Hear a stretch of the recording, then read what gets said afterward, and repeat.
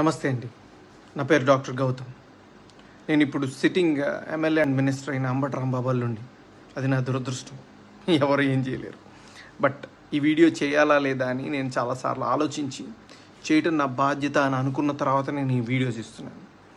అంబటి రాంబాబు అంత నీచుడు, నికృష్టుడు, దరిద్రుడు, శవాల మీద పేలాలు ఏరుకునే రకాన్ని నేను నా జీవితంలో చూడలేదు.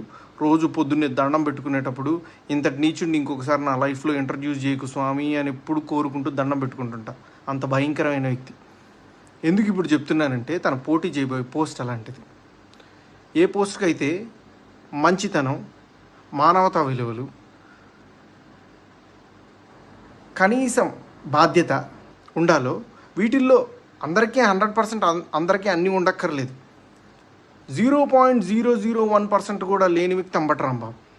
ఇలాంటి వ్యక్తికి ఓటేసేటప్పుడు మనకు తెలియకుండానే కొన్నిటిని మనం ప్రోత్సహిస్తున్నట్టు. ఎలాంటి వాటిని? ఎవరైతే నిస్సిగ్గుగా ఎంత పెద్ద గొంతేసుకొని ఎంత పెద్ద అబద్ధాన్ని అరిచినా సరే దాన్ని నిజం చేయొచ్చు అన్న కాన్ఫిడెన్స్తో బతుకుతారో సమాజంలో, అలాంటి వాళ్ళకి ఓటేస్తున్నట్టు. ఎంత లేకి పని అయినా చేసి చాలా హుందాగా బతకచ్చు సమాజంలో అని అనుకునే వాళ్ళకి ఓటేస్తున్నట్టు. ఏదైనా చేసి సిగ్గు లేకుండా సిగ్గులేని తనాన్ని ప్రోత్సహించవచ్చు అని అనుకునే వాళ్ళకి మనం ఓటేస్తున్నట్టు. ఇలాంటి వాళ్ళకి ఓటేస్తే ఇవే సమాజం యొక్క తలరాతలాగా మారి రేపు సమాజం కూడా ఇలానే తయారవుతుంది.